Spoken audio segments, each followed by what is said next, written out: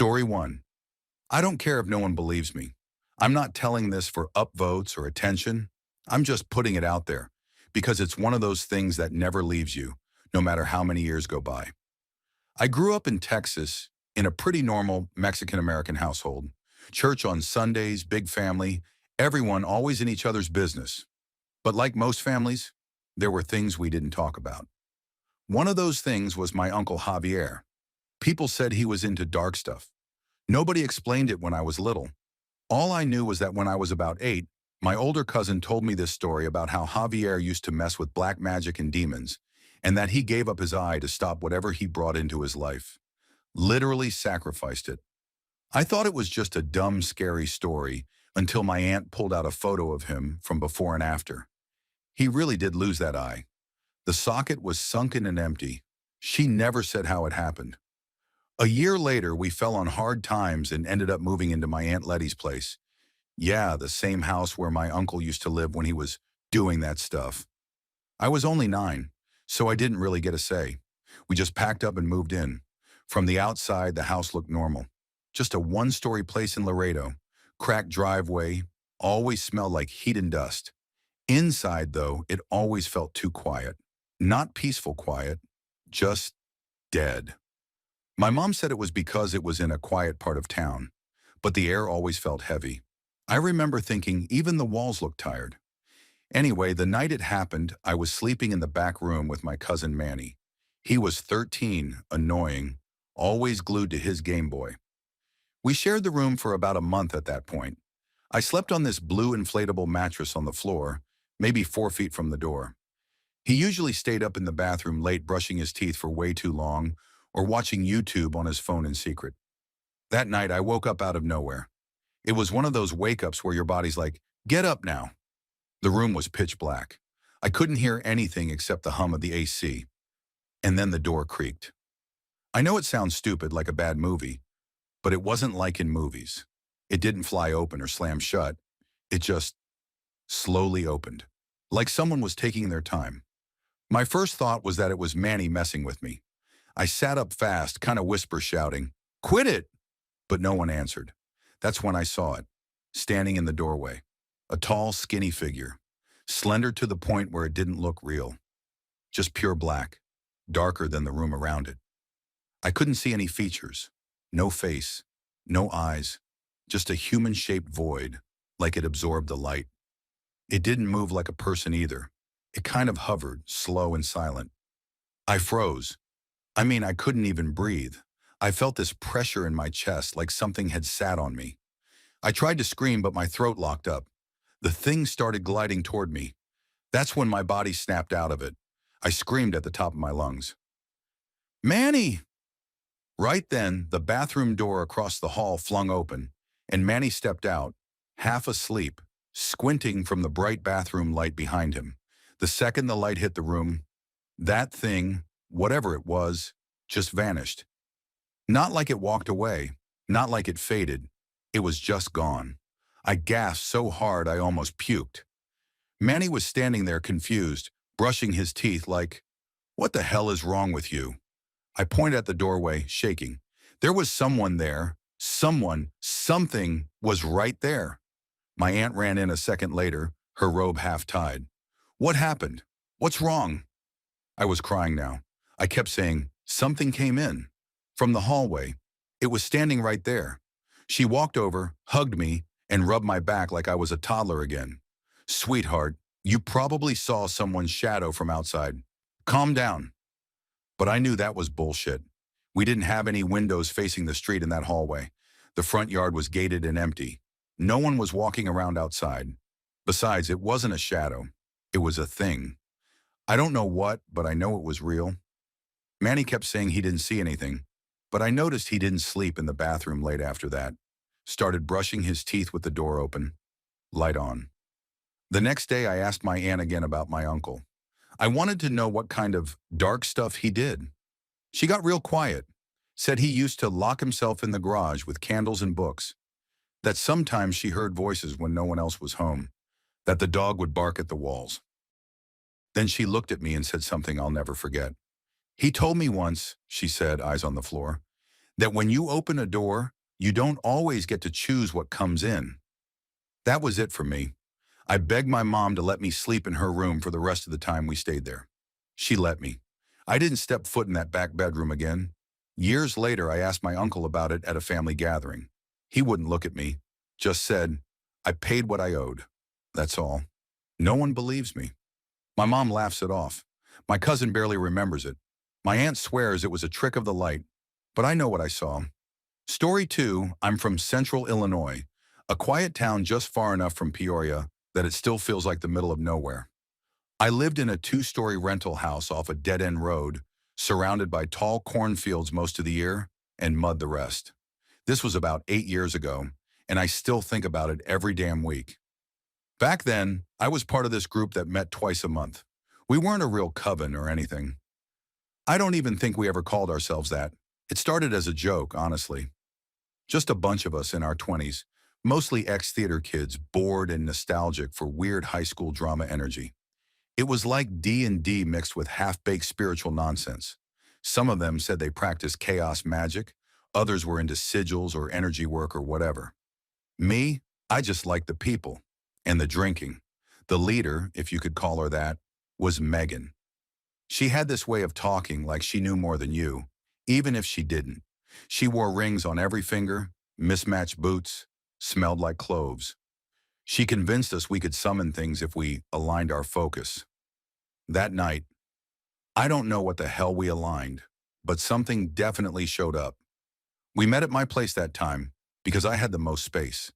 It was just me and my dog most nights, and the upstairs bedroom was empty since my roommate had moved out. Megan said she needed height for the ritual, something about being closer to the sky. Whatever. There were 5 of us: Megan, Jules, Chris, Lena, and me. We'd all been drinking, passing a joint around, laughing about what we were about to do. Megan brought this ratty little black book she said she found at a used bookstore in Carbondale. It was handwritten, all in pen, no author, looked like someone's weird diary. She flipped to a page she had marked and held it up like it was scripture. We're gonna call it down, she said, grinning. It only listens once. We laughed. Chris asked what it was. Megan just shrugged and said, let's find out. So we went upstairs. No electricity in that room, just some old candle stubs we stuck in bottles. Megan told us to draw this symbol on the floor using charcoal. It looked like a rough hourglass inside a circle, but uneven, like it was sketched by someone whose hand wouldn't stop shaking. She said we all had to prick our fingers and smear a bit of blood at each corner. Dumb, I know, but it was one of those nights where everything felt like a game. I remember Lena hesitating. Is this safe? Megan said. The danger's the point. And we all just went with it. We sat cross-legged in a circle around the thing. Megan read from the book. It wasn't in any language I recognized. Sounded German or maybe made up, honestly. But something shifted about halfway through. Like the air thinned out. My ears popped. The candles flickered, but there was no wind. That part's real. That's not a detail I'm exaggerating. The flame on the candle next to me turned blue. Jules whispered, "Did you see that?" And Megan hissed at her to be quiet. Then it got cold. Not winter cold. Dead cold. Like basement freezer cold. You could see your breath. The air was thick, like we were underwater. Chris kept blinking hard like something was in his eyes. Megan said, "Don't break the circle." That's when I heard it. Not out loud. Not in my ears. Behind my ears. It was like a whisper, but inside my skull. Just one word. Closer. I thought I was the only one who heard it until Jules gasped and looked at me. "Did that come from you?" she said, but her lips were barely moving, like she was scared to speak. Then the floor, dead center of the circle, bubbled, like tar. It didn't drip or spill. It just started to move, pulsing like a black heart. And then this thing pushed up from it. I swear to God it didn't have a face, but I knew it was looking at us.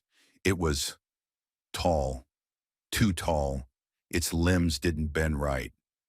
No eyes, no mouth, just this stretched, shiny surface like wet rubber pulled over a frame. I could hear this wet clicking sound, like bones popping underwater. It didn't walk. It folded forward and reappeared closer, over and over, like it was skipping. Lena started crying. "Stop it," she whispered. "Megan, please stop it." But Megan wasn't talking anymore. She was just staring at the thing, like it had her. Chris stood up, breaking the circle. "I'm out. This is bullsh." The moment his foot crossed the chalk line, the candles exploded. Glass flew. I caught a shard on my cheek. Then everything went black. Not just dark, black, like I had no body, no eyes. And I heard it again. Right behind my teeth this time. "One of you stays," I screamed. I don't remember doing it, but my throat was raw afterward. When the light came back, Megan was gone. I mean gone. Not fainted, not hiding, gone. The book was there.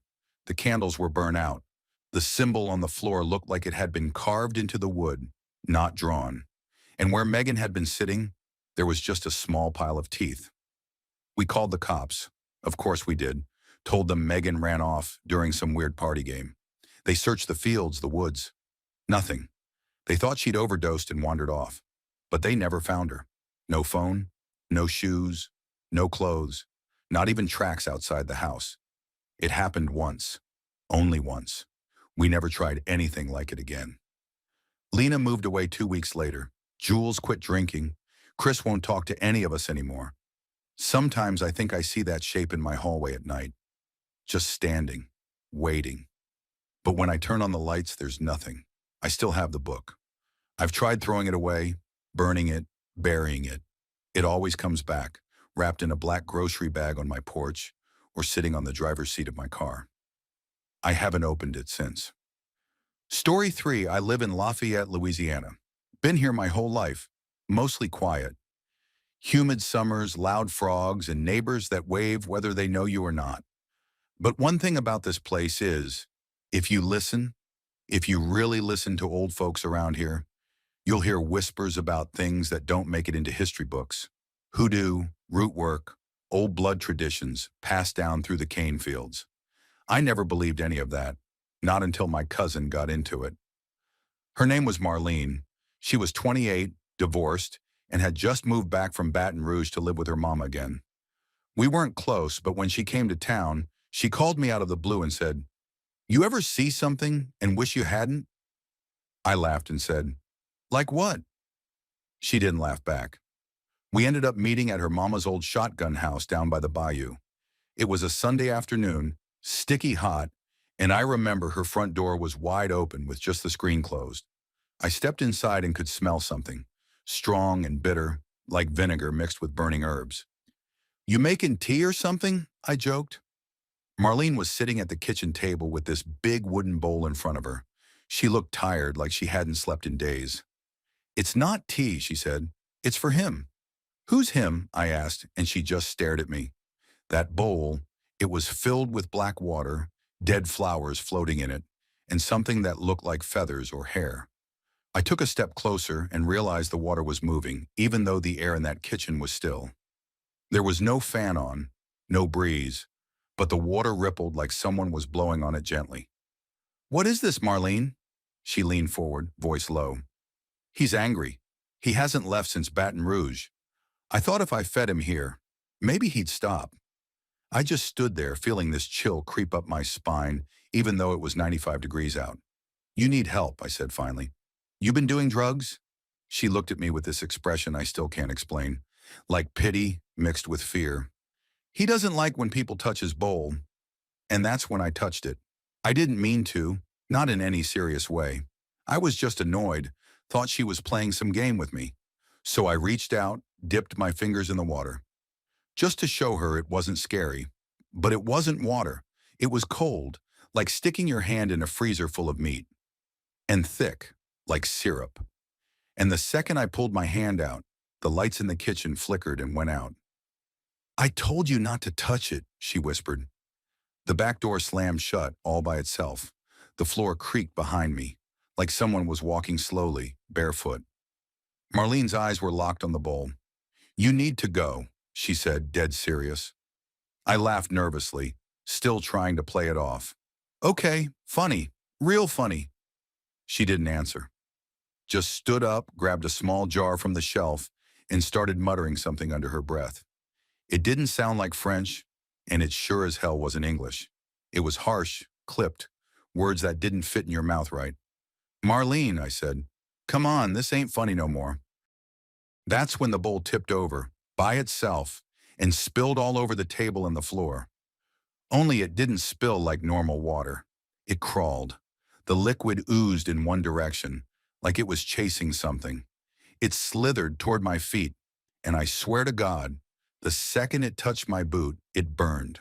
Not like fire, like dry ice, like something not meant for this world. I stumbled back, heart racing, and Marlene started yelling at me, not in words I understood, just screaming that same ugly language. The shadows in the kitchen moved. That's not me being poetic. They moved. The corner by the fridge stretched longer, darker, like something was leaning out of it. The hairs on my arms stood up. "You need to leave now," she yelled, and I did. I ran. Out the front door, down the gravel drive, into my truck. Didn't even close the damn door all the way. I was shaking too hard to get the key in the ignition the first try. As I backed out, I glanced up at the kitchen window. There was someone standing behind her. Not a man, not a woman. Just tall. It filled the whole window. No face. Just black. Like it was made of smoke, but denser. Marlene never called me again. I don't think she ever left that house. Her mama found her 3 days later. Said she was in the kitchen, sitting at the table, just staring into the empty bowl. Wouldn't speak.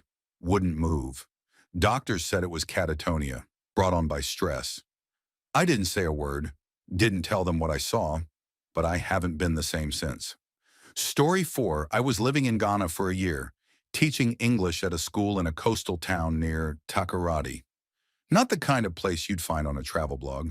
It was hot, quiet, and the power went out so often I stopped noticing. I'd stay with a friend's uncle on weekends. He owned a coconut plantation about 30 minutes inland, near a village that most people avoided after sunset. He never said why, just called it juju country and changed the subject. The first time I stayed over, I went for a walk late afternoon while he was napping. The grove stretched out for what felt like miles. I remember the way the light cut through the fronds, all gold and shadow. Peaceful. Then I saw the bottles. They were green, hanging from twine tied high on tree branches. Inside was this thick, dark liquid. Might have been wine. Could have been something worse. Blood? Maybe. Hard to say. And sticking out of the mouth of each bottle, just one chicken feather. Every single one. The bottles formed a perimeter around the property, and I counted at least 15 before I turned back. My skin felt cold, even though it was humid as hell. That night after dinner, I brought it up. I asked the uncle straight out, "What's with the bottles?" He barely looked at me, just lit a cigarette and said, "Don't touch those. That's juju." Then he went quiet. I asked again, and he finally told me about the time someone cursed his land. "When I bought this place," he said, "I had cement, wood, nails, everything ready for the house. But every night things vanished, even with guards. Paid 3 guys to watch the stockpile. Tools still went missing." I asked if he called the police. He laughed. "Police won't do anything. Not out here." Eventually, his wife contacted a local shaman, someone people respected, but no one talked about openly. The man came one evening. Didn't say much. Just walked the land slowly, mumbling to himself, dragging a stick through the dirt behind him. After he finished, he told the uncle that the problem would solve itself. That's it. Things didn't stop immediately. More materials disappeared the next day. But then, something else started happening. First, one of the guards went missing. They found him 2 days later curled under a mango tree, foaming at the mouth. Dead. No bite marks, no injuries. Villagers whispered it was a snake bite, but no one saw a snake. The second guy, he got hit by a tro-tro on his way home from a funeral. The third, sick, high fever, shaking, bleeding from his gums, died 3 days later in the hospital. No one could agree on what killed him. "I didn't tell the police," the uncle said, tapping ash off his cigarette. "Didn't need to. Everyone in that village knew. They stopped coming here after that. I didn't believe in that stuff. Not then. But I was uneasy. Something about the way he talked, like he wasn't proud of it, like he regretted asking for help. And those bottles, they were still there, years later. He never took them down. The last night I ever spent on that plantation, something happened. It was maybe 1:30 in the morning. Power was out again.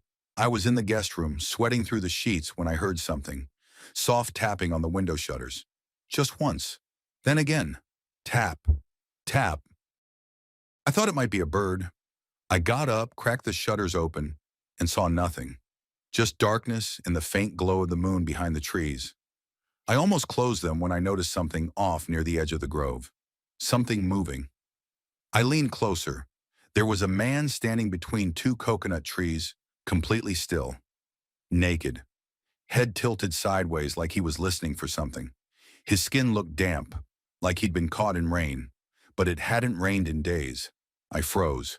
He stepped forward once, then stopped. And I swear to God, two more figures emerged behind him. Same posture, same stillness. All of them just staring at the house. I backed away from the window. My heart was pounding. I went to wake the uncle, but before I got to his door, he opened it himself like he'd been waiting. "You saw them?" I nodded. Couldn't even speak. He didn't say anything else. Just pulled out a small clay bowl from under his bed, filled it with ash and herbs, lit it with a match. The smoke filled the room fast, bitter, thick, and choking. He placed it by the door, then walked over to the window and slammed it shut. "They won't come in," he said. "Not if we stay quiet." We sat in silence for what felt like hours, listening. No tapping, no voices, just the faint rustling of palm leaves and the occasional creak of the old wooden house settling. At dawn, he walked me to the main road himself and flagged down a tro-tro heading to Takoradi. I never went back after that. Didn't call, didn't write. I don't care what you believe. I don't even care if you think I made it up. I know what I saw. I know what I felt. And I know that something was out there watching, waiting, something that didn't belong to this world. Story 5.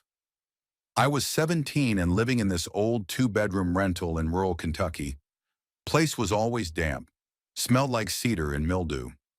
We were out in the sticks, so far from anything that you couldn't see another porch light for miles.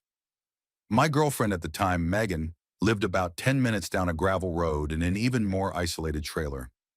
We were weird kids. She collected tarot cards.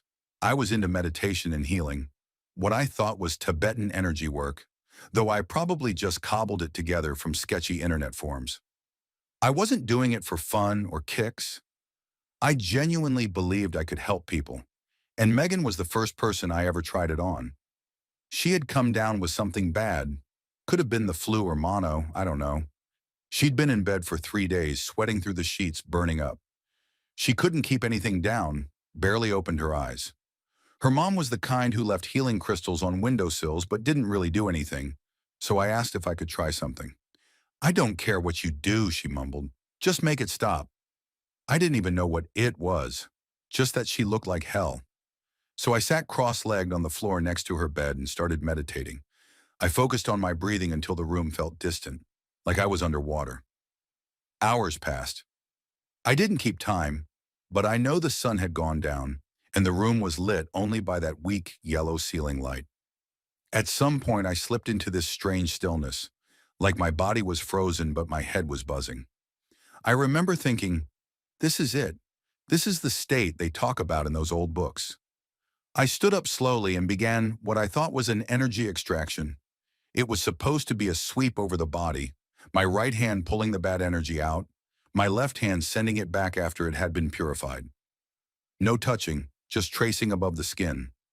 I kept repeating something like, "Draw out the sickness, return with healing," in my head like a mantra.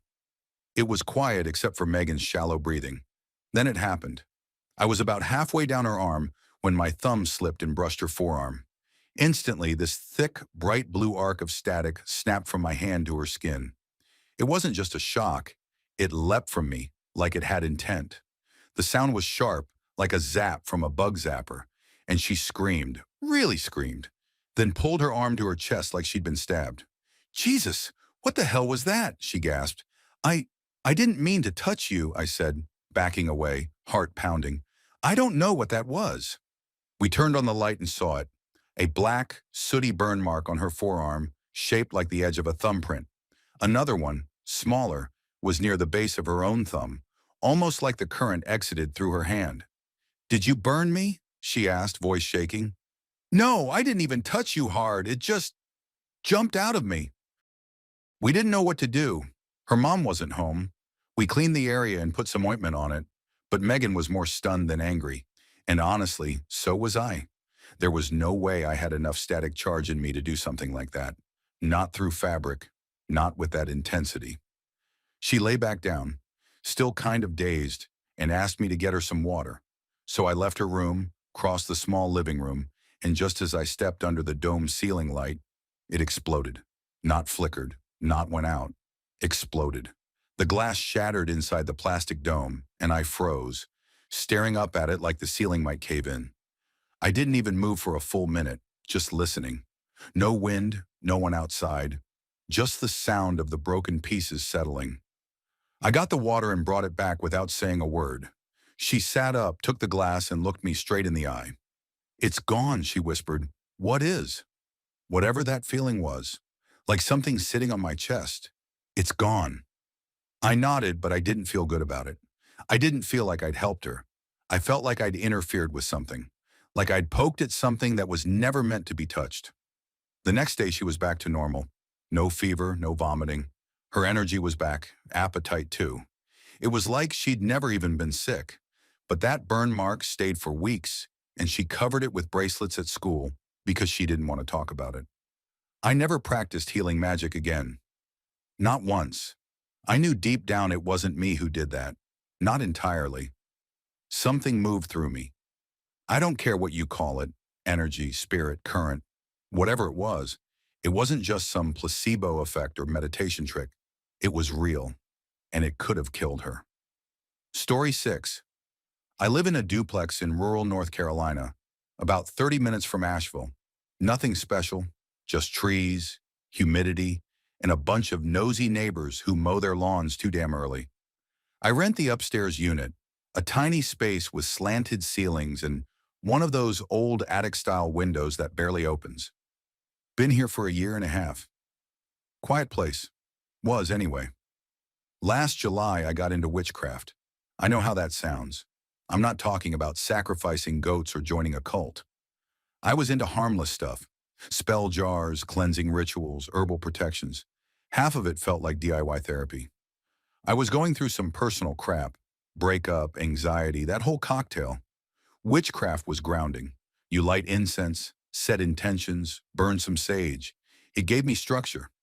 I followed this girl on TikTok who said your first spell should always be a protection jar. She called it a spiritual seatbelt. You don't go driving without buckling up, do you? She said in this dead serious voice while holding a little mason jar full of lavender and salt. So I did my research. I ordered the herbs online, printed out a list of their meanings, and got everything ready. Rosemary for protection, black salt for warding, a white candle, bay leaves. Moon water I'd left out during the last full moon, sealed in an old Gatorade bottle. I even waited till a waxing moon. Some sites said that was best for growth and strength. Anyway, it was around 11:30 p.m. on a Sunday when I decided to finally do it. I'd cleaned my apartment earlier that day, vacuumed, wiped down the table I was working on. I even took a shower right before. I read somewhere it helped purify your energy. I lit a stick of frankincense, turned off the overhead lights, and sat at the little fold-up table in my living room. Just me, the jar, the herbs, and the candle. I went step by step, told each herb what I wanted to do, like I was assigning little tasks. Rosemary, keep bad spirits away. Lavender, bring calm. I whispered it out loud, hand to jar, herb by herb. I wasn't trying to be theatrical. It was just part of the ritual. Felt kind of like praying. Then I melted the white candle and sealed the jar shut with the wax, turning it slowly like I saw in the videos. I held it in my palms for a second. Didn't say anything special, just focused on feeling safe, like asking the universe to keep the weird shit away. It was quiet, still. The incense was burning low. I blew out the candle and sat for a minute, just breathing. That's when I got dizzy. Like, quick. Like someone turned the gravity up in the room. My ears rang a little, and my arms felt heavy. I figured maybe the incense was too strong, or maybe I hadn't eaten enough that day. I left the jar on the table, turned off my LED lights, and crawled into bed. My bedroom is just a mattress on the floor and a small nightstand with a salt lamp. I was half asleep within 10 minutes. That's when things got off. I woke up because I felt like someone was watching me. Not a noise, not a movement. Just this feeling, like I wasn't alone. My room was pitch black, but I leave my curtains open a little, so a bit of moonlight comes through. I shifted slightly and glanced to the side of the bed, toward the corner near the closet. And I swear to God, there was something sitting there. Not standing, sitting. Its legs were folded weird, like it didn't know how knees worked. Just this black figure, pitch black, darker than the shadows around it, and it was facing me. I couldn't see a face, but I knew it was looking. I felt it. The air went ice cold. Not cool, cold, like being in a freezer. I blinked. My heart was pounding so loud I could hear it in my ears. I looked straight at it. It didn't move. Then all at once, smack, it hit the floor. Hard, like a body collapsing. But it didn't bounce or roll or anything. It dragged. It slid under my bed. I didn't scream. I couldn't. My throat closed up like my body refused to make a sound. I scrambled for my phone and flicked the flashlight on. My hands were shaking so bad I dropped it. When I finally got the light under the bed, there was nothing. Just my charger cord and some dust. I didn't sleep. I sat on the floor with my back against the wall till morning, lights on. Around 6 a.m., I started Googling. I found a thread on some witchcraft forum, people sharing first-time spell stories. One comment caught my eye. If you see a shadow man after your first spell, you didn't ask your spirit guide for protection. It means you left a door open. I hadn't asked anyone for protection. Not my spirit guide, not the universe. I just made the jar. I didn't close anything. Didn't say a final blessing. Nothing. And apparently that matters. I don't know what I let in. I haven't done any spells since. Story 7, I live in Tempe, Arizona. Pretty quiet area, all things considered. College students, old folks, the usual desert weirdos. I've never believed in any of the occult stuff. Spirits, ghosts, witches, none of it. I thought people just scared themselves into seeing things that weren't there. Still do mostly. But I'll tell you what happened at this house party back in 2020. You can decide for yourself.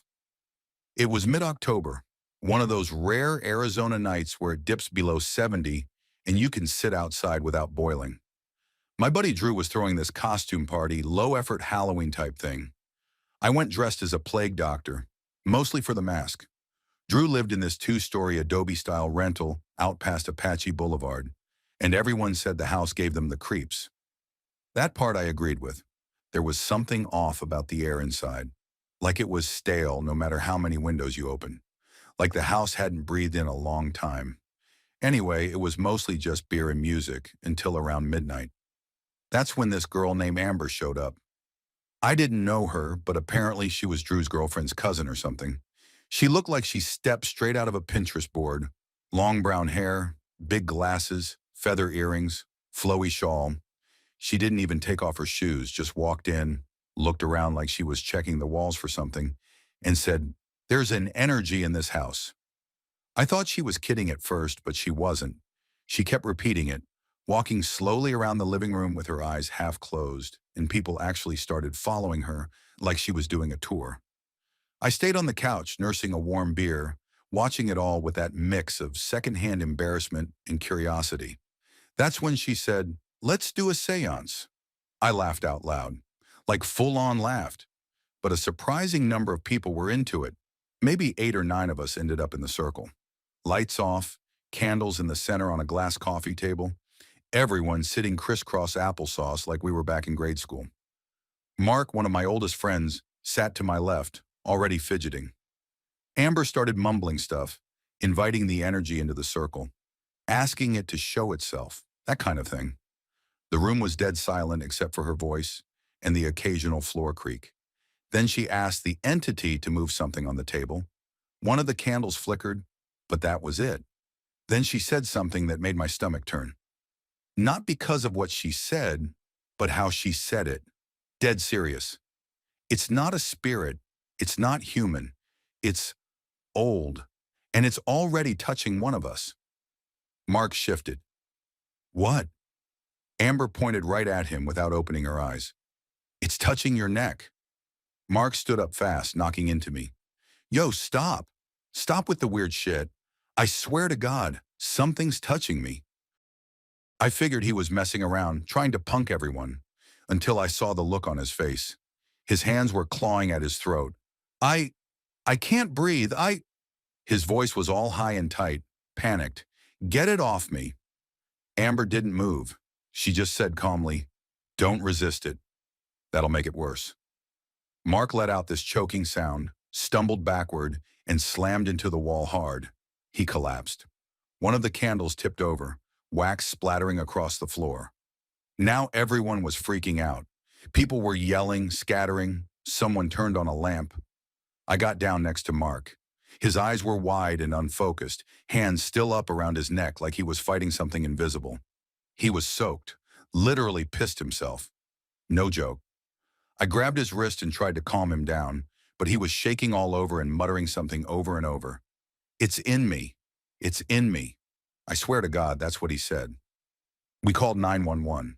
The operator asked if he was on anything. I told them no, but I honestly didn't know. Maybe he'd taken something earlier, but he didn't seem high. He seemed possessed. By the time the ambulance showed up, Mark had gone completely still. Not unconscious, just staring straight ahead with his mouth hanging open. I remember his lips moving slightly, but no sound coming out. The paramedics took him away. He didn't fight them, didn't say a word. Amber was gone. Just vanished. No one saw her leave. Her name wasn't even Amber, turns out. Drew swore that wasn't his girlfriend's cousin. He had no idea who she was. We checked his ring cam footage the next day. No sign of her coming in or out. Mark ended up in the hospital for 3 days. Doctors said it was some kind of stress-induced psychotic break, maybe brought on by drugs. Toxicology came back clean. He couldn't remember anything past the circle. He quit school 2 weeks later and moved in with his parents in Nevada. Here's the part I still think about. A couple days after it all happened, Drew texted me a photo. It was the glass coffee table we'd used for the seance. There was a smear on it. Looked like an oily handprint, but it wasn't shaped right. Too long. The fingers were almost jointed in the middle, like insect legs. He swears they couldn't scrub it off. I haven't been back to that house. Don't want to. Don't even drive down that street anymore. You can say it was group hysteria. You can say Mark freaked himself out. You can say that girl, whatever her real name was just some edgy LARPer messing with us. That's fine, but I know what I saw, and something was in that room with us. Something old. Story 8. I'm not the kind of person who usually shares this stuff because I know how it sounds, but I'm writing this down because it did happen, and I need it out of my head. Back in 2013, I spent a summer working with an international legal aid organization in Lome, Togo, West Africa. I was 26. It was part of a law fellowship program. I just graduated, didn't have a real job lined up yet, and figured I'd do something meaningful before corporate life sucked my soul dry. Togo is where Vodun, what Americans call voodoo, originated. Everyone assumes it's just a bunch of weird tourist rituals and plastic skulls, but it's not like that. It's alive there. I saw it everywhere. Fetish markets, chalk-painted faces, roosters hanging upside down by their legs, people walking around in trance states with glassy eyes and muttering words you couldn't place in any language. I stayed in a concrete rental house in the Akodesewa district, not far from the massive fetish market. My landlord was this chain-smoking expat named Gilles, and the house was one of those old colonial leftovers with barred windows and a rusted water tank on the roof. It shared a courtyard with 2 other tenants. One of them was a Vodun priestess. No one ever said it out loud, but everyone knew. You just didn't talk about it. She kept to herself mostly, middle-aged, thin, walked with a slight limp. I never learned her name. She wore white all the time, even when it rained and the red dirt turned to sludge. She had this outdoor kitchen, a three-stone fire pit with a warped metal pot perched over it. Every night she'd be out there, cooking God knows what, stirring and whispering in a language I couldn't understand. I mostly ignored her. I figured the best way not to get in trouble in Togo was to keep your head down. But I'll never forget what happened that Friday night in August. I swear on everything I have, I wasn't drunk, I wasn't tired, I wasn't hallucinating. This is exactly how it happened. It started with a knock. It was late, probably close to midnight. I'd been reviewing some legal documents for an asylum case. I remember being annoyed. Nobody knocked in this neighborhood at that hour unless it was a mistake. I opened the wooden door and looked out. No one was there. But I could smell something. Burnt feathers, maybe. Ash and iron. The kind of smell that sticks in your teeth. I stepped outside, walked past the cracked wall of the courtyard, and saw the priestess crouched by her fire. She was chanting, louder than usual. Not frenzied. Calm, repetitive. It wasn't French, wasn't Yui, wasn't any language I recognized. But the weird part, the part that made the hair rise on my arms, was that I heard my name in it. Eli, not just once. Repeated. Eli, Eli, Eli. I froze. My name isn't common there. I hadn't told it to her. Hell, we'd never even spoken. Then she stopped chanting. She turned her head slowly, like a machine just finishing a turn, and she looked right at me. That was the first time I saw her eyes up close. They were pitch black, not dark brown, black like oil. No whites, just two holes in her skull staring back at me. She said something, but I didn't catch it. I think my brain refused to process it. Then she dipped her hand into the pot and pulled something out, a chicken's head, and threw it down at her feet. It hit the ground with a sound like wet clay. I backed up into my doorway, heart in my throat. Then she did something that honestly still gives me nightmares. She smiled, but it wasn't a normal smile. Her mouth didn't just curl up, it stretched, too wide like it split her cheeks. I heard something pop in her jaw, and then she whispered in perfect English, "They already said yes." That's when the wind picked up, hard, from dead still to hurricane in a second. Dust flew into my eyes. The flames from her pot exploded upward like a blowtorch. I heard glass break, maybe from my own window, but I couldn't move. She stood up slowly, her arms outstretched, and she said, "Eli, do you accept the mark?" I couldn't answer. My tongue wouldn't work. I stumbled back into my house and slammed the door shut. Inside, every light I'd left on had gone out. My laptop screen was black. My phone was dead. No fans, no power. Nothing but the sound of the wind still howling outside. I grabbed a flashlight from my pack, flicked it on, and pointed it toward the front window. She was standing right outside it, her face pressed against the bars, her black eyes staring into the beam, and she was still smiling. Then she opened her mouth and started screaming. Not words, not even sounds. Just this deep, vibrating tone that made the glass tremble. It wasn't even human. I turned and ran to the bathroom, locked the door, sat in the dark for what felt like hours. At some point, the sound stopped. The wind died, and when I finally crawled back out, the courtyard was empty. No priestess, no fire, just the chicken head, still sitting there on the dirt, surrounded by chalk symbols I swear hadn't been there before. Story 9. I'm from western Kenya, Kakamega County to be exact. People here don't joke with the supernatural. Some avoid roads after dark, others won't talk about certain relatives. Me? I grew up in it. My name's Faith. I'm 26 now, but this happened when I was 8, and I swear to you, it was real. I've never talked about it publicly before, because even my parents didn't believe me when I tried. But I know what I saw. My dad was a doctor, one of the first in our family to make it that far. His older brother, my uncle, was the one who had once paid his school fees. They had a weird relationship, respect mixed with jealousy. Everyone whispered that my uncle didn't like how successful my dad became. People say he started seeing witch doctors when my dad built our house. I didn't know the full story until I was older, but by then, things had already happened to me that I'll never forget. We lived in a compound with a main house and two smaller ones behind it. Ours was the big one. Cement walls, tiled floors. But no matter how modern it looked, there was always something off about that place. I was the only girl, so I had my own room while my two brothers shared the one next to mine. One night, after I had a fight with my mom, something silly, I don't even remember what, I went to bed crying. I didn't eat that night. I remember lying on my side facing the wall, furious. The air felt thick. It was hot, too hot, like there was no air coming in, even though the windows were open. I thought it was just my mood. I kept turning, trying to sleep, but my heart wouldn't calm down. Then I heard it.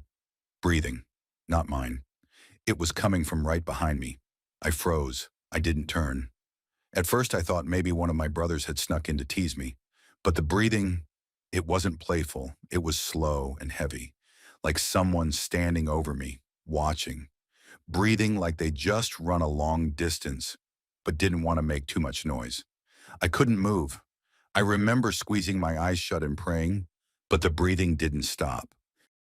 I finally found the courage to turn on the bedside light. The second the bulb lit up, the sound stopped. Just like that. I didn't see anyone. I called out for my mom. She came in annoyed, like she thought I was being dramatic. I told her I heard someone breathing. She said it was probably the wind or a rat. A rat? Breathing like that? I asked if I could sleep in their room. She said no. You're a big girl, Faith. Sleep in your bed. She turned off the light and left. The silence was even louder this time. I sat up, hugging my knees, trying not to cry. That's when I saw her. She was just there. An old woman sitting in the chair next to my bed, like it was the most normal thing in the world. She wore a traditional lasso over her shoulders and had a scarf tied around her head. Her skin looked like dark leather, wrinkled. She didn't say anything. She didn't even move, just stared. I was too scared to scream. I just stared right back, tears running down my face. I thought maybe if I blinked she'd disappear, but she didn't. I pulled the covers over my head and prayed with everything I had. God, please, please make her go away. Please don't let her touch me. I must have passed out eventually because when I opened my eyes, it was morning. The chair was empty. I ran to my mom crying, telling her everything. She stared at me like I was sick. My dad told me it was a nightmare, but I know I was awake. I was wide awake. Years later, when I was in university, my dad brought it up. Randomly, we were sitting outside during a blackout, and he just said, I used to stay with Auntie Nimue as a boy. She was into strange things. I asked what he meant. She'd sit on the floor at night and talk to spirits like they were children, he said, laughing nervously, telling them to stop playing, to leave her alone. I never saw anything, but I heard it. My cousin said she was a maganga, you know, a sorcerer. I just nodded. My heart was pounding. He never asked me if I remembered anything strange. He probably didn't want to know, but I remembered. I remember every detail of that old woman sitting by my bed like she belonged there, like she was waiting for something or someone. The chair stayed empty after that night, but I always slept with the lights on, even now. If I'm ever forced to sleep in complete darkness, I don't sleep at all. I can't. You can believe what you want, but I know what I saw. I wasn't dreaming. That wasn't sleep paralysis. That old woman was real. She wasn't just some ghost either. She felt like a message, like someone had sent her. And in this part of Kenya, we know exactly who sends things like that. Story 10. I've never posted anything like this before. I live in Lafayette, Louisiana, and I work in auto parts sales. Nothing exciting, just 9 to 5 and bills. But something happened in 2012 that I've never been able to explain. It's the reason I won't even say the word Ouija out loud anymore. Just typing this makes my stomach turn. I was 24 at the time and living in a duplex with two friends, Morgan and Kelsey. Morgan was always into weird stuff, tarot, crystals, sage bundles, but nothing ever felt off until she brought home a homemade spirit board. She made it herself with Sharpie on an old IKEA shelf plank, and for the planchette, we used a scratched-up CD. I laughed when she pulled it out. I thought you were into the good energy stuff, I said. Yeah, she grinned, but this is just for fun. We were bored. It was a Thursday night, and there was nothing on TV. So we lit some candles, turned the lights off, and sat cross-legged in the living room. It was stupid, like something you do in high school, but the three of us had a couple drinks in us and wanted to see what would happen. Morgan placed her fingers on the CD and motioned for us to join her. I remember exactly how it felt the second our fingertips touched it. Cold. Not cold like glass, cold like metal pulled from a freezer. Kelsey pulled her hand back. Did you all feel that? Static, probably, Morgan shrugged. We started asking basic stuff. Is anyone there? What's your name? Are you friendly? It didn't move. For at least 10 minutes it sat there. Still. We joked, rolled our eyes, said it was a bust. Then Morgan said something I'll never forget. If anyone's here, you can use my energy to speak. I didn't like that. Something about the way she said it. Too open. Too real. Like she meant it. I almost told her to knock it off, but then the CD jerked. Not a little wiggle, a full inch to the left like someone smacked it. We froze. Okay, who did that? I said, already feeling my heart slam in my chest. No one answered. Morgan whispered, don't break the circle. We asked again, who are you? The CD slid. Slow this time. Shaky. It spelled S-A-M. Then it stopped. Sam, Kelsey said. That's not scary. Sam's a nice name. I was still tense. Ask how they died, Morgan asked. The CD didn't move. Kelsey tried. Where are you right now? This time it didn't spell anything. It just zoomed to the edge of the board. It flew off the plank and hit the candle. The flame flickered out. The room dropped into silence so thick I could hear my own pulse. And then we all heard it. A voice. Male. Hoarse. Right behind Morgan's head. Still here. Morgan screamed and jumped back, knocking over the candles. Kelsey ran straight to the wall and flipped the lights on. There was no one else in the room. No windows open. No doors. No wind. But the room stank, rotten like meat left out for days. Morgan sat on the floor shaking, staring at the board. Burn it, she said. I told her she was nuts. We needed to throw it away, not torch it indoors. She didn't listen. She grabbed the board, walked it to the backyard, and set it on fire with a lighter and some nail polish remover. I stood next to her, arms crossed, watching flames curl the edges of the wood. But the weird thing? That CD, it wouldn't burn. It warped and bubbled, but never fully caught. Morgan finally threw a rock at it and cracked it down the middle. Say goodbye, she said suddenly. We both looked at her. You have to say goodbye. We didn't close it. She made us say it together. Goodbye. 3 times. Then she buried the CD pieces in a shoebox behind the shed. The next morning, everything felt off. Morgan wouldn't come out of her room. Kelsey left for work early and never came back. She moved in with her sister 2 days later. Said she didn't feel safe there anymore. That night, I woke up at 3:17 a.m. on the dot. Not because of a noise, not because I had to pee, but because I felt like something was watching me. I sat up, looked around my room, and I saw it. Just a shape in the corner, darker than the rest of the room. No features, no sound, just there. I blinked and it was closer. Still no eyes, no face. But I knew without a doubt it was the thing that said, still here. I couldn't move. I couldn't scream. I just sat there, heart going insane, staring at it. Then it was gone, like it was never there. But I knew it was. I packed a bag the next day and moved in with my boyfriend, Kevin. I told him I had a falling out with the roommates, which wasn't entirely untrue. But I didn't tell him about the board, or the voice, or the shadow. I figured, leave it behind, it can't follow me. But that first night in Kevin's apartment, I heard it again. Still here. Clear as day, whispered into my left ear while I was falling asleep. I bolted upright. Nothing in the room, but I saw something new this time. Scratches on the inside of the bedroom door. Deep, jagged, like claws. I didn't sleep for 2 days after that. I tried everything. Salt, sage. I even called a local priest to bless the place. He looked uncomfortable the entire time and told me not to invite anything else in.